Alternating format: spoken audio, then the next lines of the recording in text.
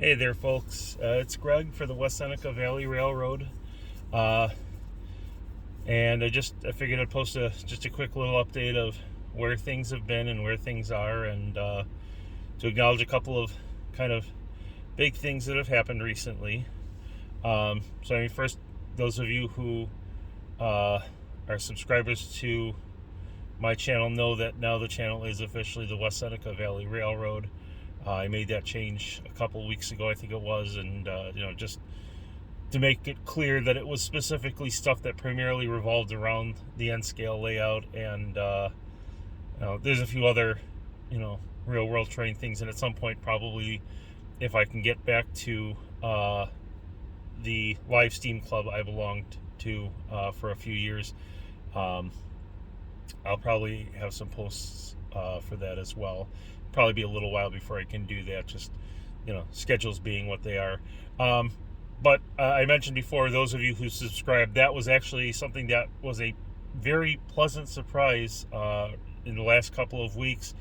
At one point, I checked initially, and I had 20 or so subscribers to the channel, and then suddenly it spiraled all the way up to high 90s, and I was thinking, oh wow, okay, this is great, this is cool. I've never expected to have tons of subscribers, but that's fine. And then I think as of this morning, it was 404, 405 subscribers, and it's the number, to me at least, has ballooned up, and I was really not expecting that to happen. So to everyone who has subscribed to the channel, thank you very much, and I do appreciate the comments and the feedback. It's been very, very much positive stuff, very uniformly positive stuff. A few people who point out things that they had thoughts about that. The nice thing about this hobby, or what's supposed to be the nice thing about this hobby, is that you can have an opinion on it, and you can have a position on it, and yet you can still respect other people for having different opinions. The one big thing I noticed that came up recently, some people commented and said, I never really was into the whole idea of using foam and the styrofoam stuff. I prefer doing stuff on a Homasote or plywood base. And they weren't disrespectful comments. They just said, no thanks, that's not my way of doing things, and I can respect that. My dad and I have a G-scale layout in his basement, and it is entirely on Homasote, and it's performed well on Homasote. That table is 36 years old. That's the original Homasote, and it's been reconfigured a couple of times. Things have changed around, been moved, but it works great. And there's nothing wrong with taking that route, using Homasote, using plywood, and skipping the foam entirely. And I think I explained in one of my comments the reason that I went with foam myself was for the N scale work that I was doing. I'm in a small duplex at this point. I'm not in a home. I don't have a lot of space to work and pull out my power tools, and I don't want to be using my power tools in the winter inside, and having sawdust and stuff. Especially, it's a space where we're using right now for office and temporarily as a room for my wife and myself, until we can afford to get a house, and we're hoping to do that this year. But the point is, the comment was, I wouldn't see ever using the foam myself, and someone else said, I love using foam. I was an old schooler, and I used to do the old Homasote and plywood thing, and I really now see the advantage of using the foam, and it really comes down to that. Is it an advantage for you? Is it not an advantage for you? Is it something that really benefits you or not? In my case, it's beneficial that I don't have to be pulling out my large power tools.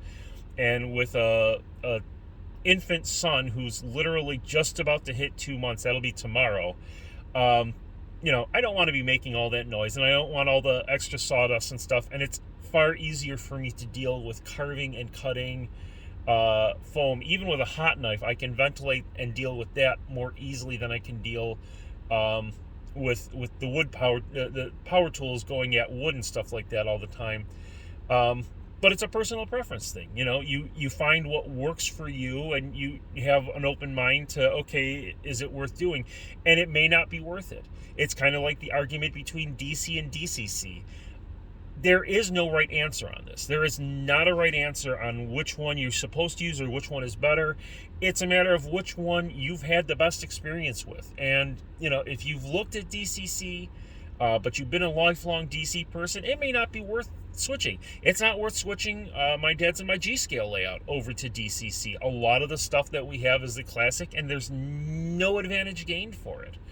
And we're not adding tons of new stuff to it because it's as big as we can pretty much make it at his place.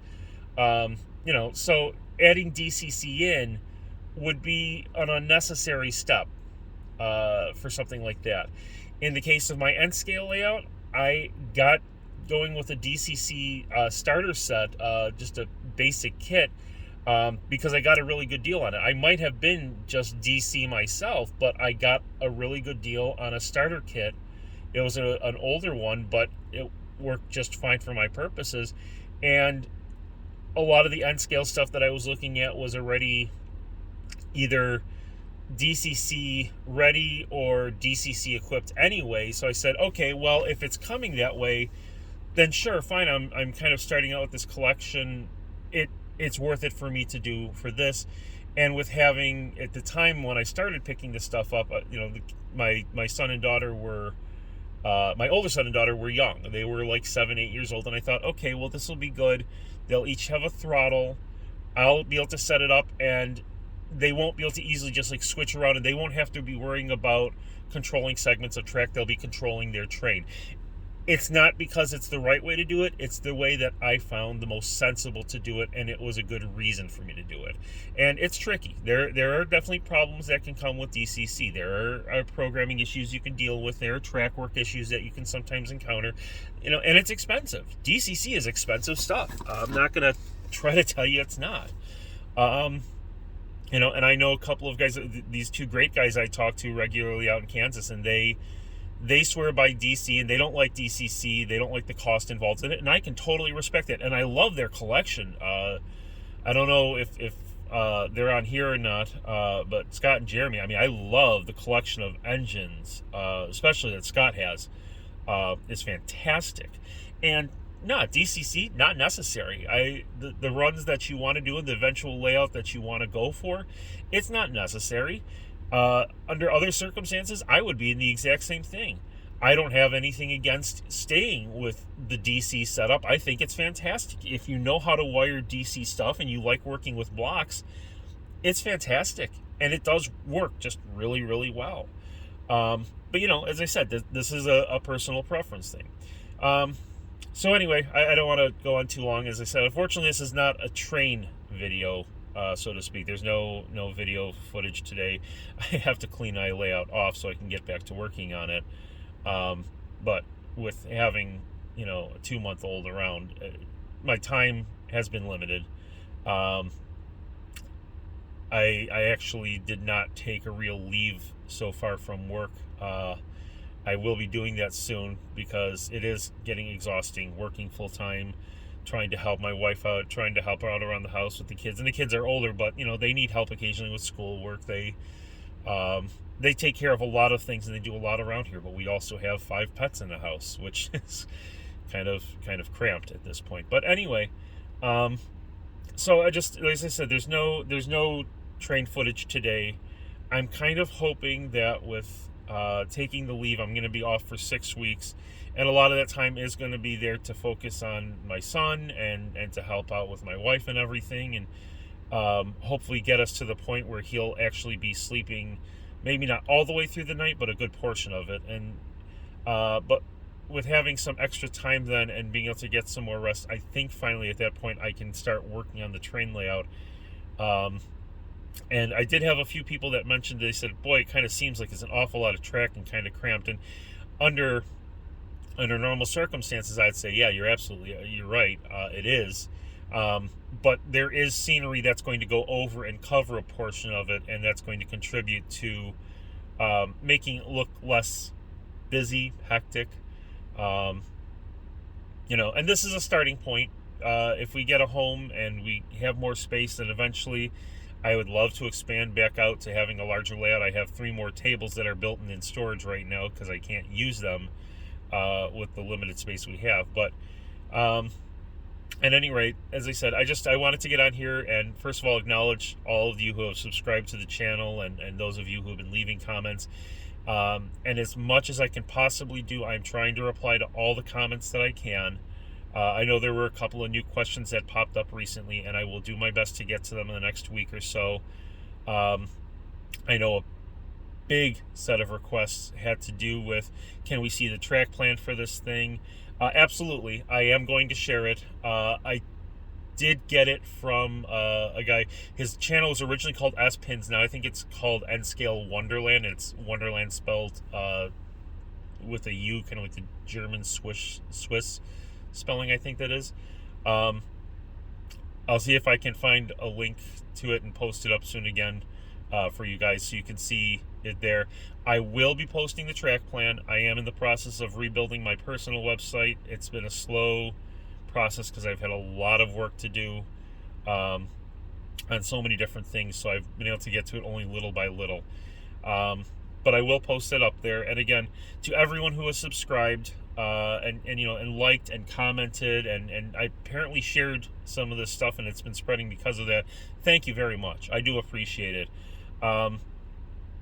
At some point I might take advantage of YouTube's options to monetize the channel a little bit, kind of like I use Google AdSense on my personal site. I'll try not to be ridiculous with it. I'm not expecting to make tons of money off of it or anything, but if it gives me a little bit extra that I can put towards this, hey, so much the better, right? But again, thank you for everyone for coming on board and viewing the videos and giving your feedback and sharing your thoughts and being respectful of one another on those thoughts too. That's important as well. So thanks again for everything, and as I said, hopefully that those numbers will keep going up. And I wasn't expecting it to get to this point, but I'm grateful to all of you who have come on board with it. And I promise, as soon as I absolutely can, I will share more details and there will be more updates. I'm hoping, because I want to run my trades too, and hopefully that'll also entertain little Isaac, when he can start focusing more on it. 2 months he's not quite there yet, but we can already tell that he's very observant. He seems to be observing a lot of things as it is. So anyway, that's my update for now. Sorry it was kind of long and rambling.